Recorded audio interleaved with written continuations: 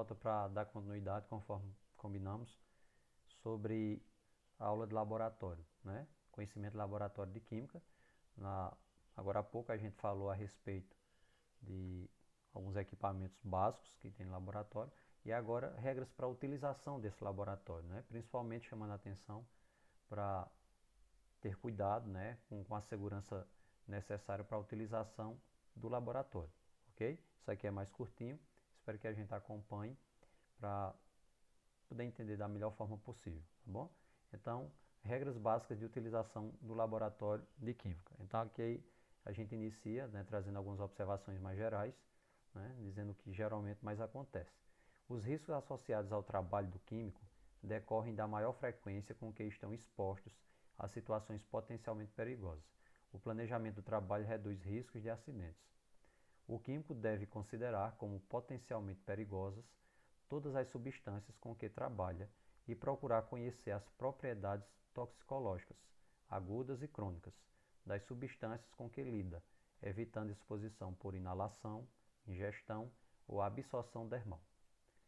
A rigorosa limpeza de bancadas, vidrarias, equipamentos e vestuário evita a contaminação dos experimentos e consequentes interferências nos resultados, né? São observações mais gerais, não necessariamente está falando aqui sobre o químico, né? A pessoa que trabalha com isso no dia a dia, mas muitas vezes nós que não somos químicos de formação, mas o ser humano tem uma tendência para gostar, ter essa curiosidade, né, de trabalhar com essa parte experimental. Então, muitas vezes, né, na possibilidade da gente frequentar um ambiente como um laboratório, que a gente possa ter todas as precauções necessárias para não correr risco, né, de provocar acidentes para a gente e para as outras pessoas também que estejam conosco, tá bom? Principais acidentes nos laboratórios. Os acidentes mais comuns em laboratórios relacionam-se à quebra de peças de vidro, às queimaduras com substâncias cáusticas e aos incêndios de líquidos inflamáveis ou explosões. Portanto, as regras elementares de segurança e conduta devem ser observadas com a finalidade de reduzir os riscos de acidentes, tais como cortes por manejo inadequado de vidraria, espalhamento de substâncias corrosivas ou cáusticas, incêndios, explosões, inalação de gases ou vapores nocivos e também ingestão de produtos químicos, né? Isso é o que mais acontece quando as pessoas não têm a preparação ou o conhecimento necessário para trabalhar nesse ambiente. Pessoal, aqui, ó, riscos em laboratório de química. Então aqui está, né, a sequenciazinha, laboratório risco. Então os principais riscos são de acidentes, de intoxicação e de contaminação. Sendo que de acidentes pode acontecer esses aqui, né? Acidente por incêndio, ou acidente também por ferimento. Nesses ferimentos podem ser ou através de cortes ou também através da ingestão de algumas substâncias, no caso aqui, né, destacando as substâncias cáusticas, tá certo? Tem uma equaçãozinha da segurança para que a gente possa compreender, que diz assim: a segurança é o resultado do bom senso, mas os cuidados específicos, né? A gente tem que conhecer isso. Ou seja, a gente tem um bom senso e a gente tem cuidado. A gente tem que ter o conhecimento, mas a gente também tem que ter o bom senso de não utilizar aquilo que a gente desconhece, né? E ter a humildade também de procurar se informar com quem conheça melhor do que nós, para poder a gente utilizar só estiver realmente seguro do que a gente está fazendo, tá bom? Aqui, ó, regras gerais de segurança e conduta no laboratório químico.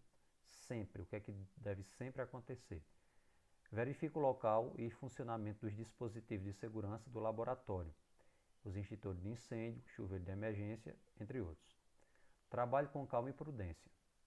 Realize somente os experimentos autorizados pelo professor responsável. Evite contato direto com as substâncias do laboratório. Todas são potencialmente nocivas. Leia com atenção os roteiros das experiências a serem realizadas. Utilize somente os reagentes disponíveis na sua bancada de trabalho ou aqueles fornecidos pelo instrutor. Use óculos de proteção e vista roupa adequada. Mantenha os cabelos longos presos atrás da cabeça. Mantenha a bancada de trabalho limpa e organizada, né? E ainda tem outros que a gente deve ter como orientação. Tenha cuidado com o manuseio da vidraria. Fragmentos de peças quebradas podem causar sérios ferimentos. Tenha cuidado com a utilização de bicos de gás e chamas abertas. Não os mantenha acesos desnecessariamente, que é perigo de incêndio. Feche a torneira e o registro geral de gás ao final do trabalho.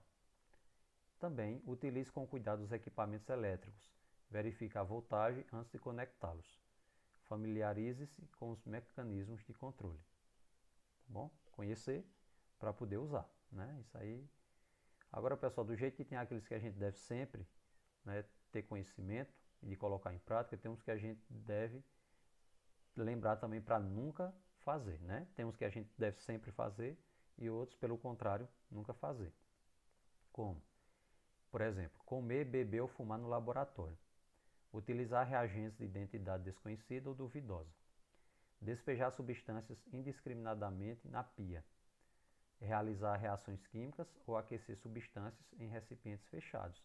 Não pode, né? Tem que estar ventilado. Jogar na pia papéis, palitos de fósforo ou outros materiais que possam causar entupimento. Alguns gases que são nocivos, né? Evaporação nociva. Temos aqui que a gente só vai ter conhecimento melhor do que é que significa tudo, vocês principalmente ao longo do estudo do ensino médio, né? Primeiro, segundo, terceiro ano, que vai conhecendo melhor, principalmente porque tem muita coisa que é do nosso dia a dia, que às vezes, quimicamente falando, tem um nome diferente, né? Mas vamos ver aqui, ó. O amoníaco, NH3, é um gás irritante. O benzeno, tem a fórmula dele aqui, é um líquido volátil altamente tóxico, né? Então ele pode ter um ponto de ebulição alto, né? 80 graus Celsius. Mas no caso aqui ele pode ter abaixo da água ao mesmo tempo, né? Então ele pode passar por um estado gasoso bem mais rápido. Brometo de hidrogênio é um gás irritante e agressivo. O bromo é um líquido volátil altamente tóxico, ponto de ebulição 59 graus. Cloreto de hidrogênio é um gás irritante e agressivo. Tem um cloro, né? O gás cloro, altamente tóxico e irritante.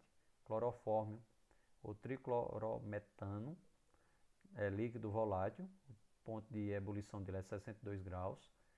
Diclorometano, líquido volátil tóxico, ponto de ebulição mais baixa ainda.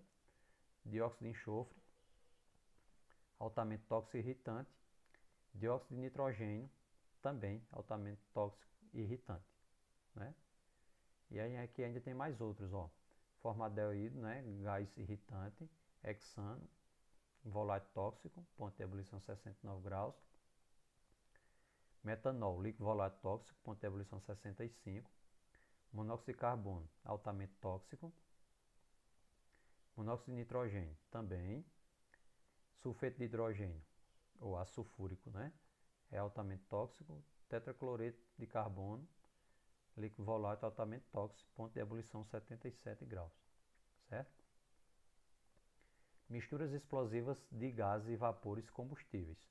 Todos os gases combustíveis, como GLP, hidrogênio, metano, monóxido de carbono, propano, sulfeto de hidrogênio, assim como vapores de líquido inflamáveis, podem formar misturas explosivas com oxigênio. Tem que ter cuidado, né? Por conta que o oxigênio está praticamente presente em toda parte e ele pode ser um combustível para que isso aconteça, né? Reações químicas violentas. Certas reações químicas exotérmicas podem ocorrer de forma violenta ou até explosiva, caso sejam realizadas com substâncias concentradas e sem as devidas precauções. Tá bom? A gente finaliza mostrando algumas substâncias que reagem violentamente com a água, né? Tem substância que reage forte com a água. Muitas vezes a gente acha que a água é a primeira coisa que a gente pensa para poder utilizar ela, né, numa situação de perigo, mas nem sempre é aconselhável. Por exemplo, aqui, ó, cuidado com a lavagem de vidraria contendo eventualmente resíduo dessa substância. Por exemplo, sódio e potássio metálico, reação com evolução de hidrogênio, né? Se jogar água, pode acontecer incêndio. Ácido sulfúrico concentrado, é altamente isotérmico, pode espalhar. A gente joga água, ao invés de concentrar para liberar, ela acaba se espalhando e tomando uma dimensão maior, tá bom? Agradeço a todos a atenção nesse momento que a gente dividiu em duas videoaulas, né? Esse foi nosso primeiro contato a respeito de noções básicas de laboratório com os equipamentos e também de segurança, tá bom? Qualquer dúvida, estou à disposição e ao longo da semana, se necessário, a gente vai se comunicando para dar os repasses que forem eventualmente necessários. Tá bom, pessoal? Um abraço a todos, viu?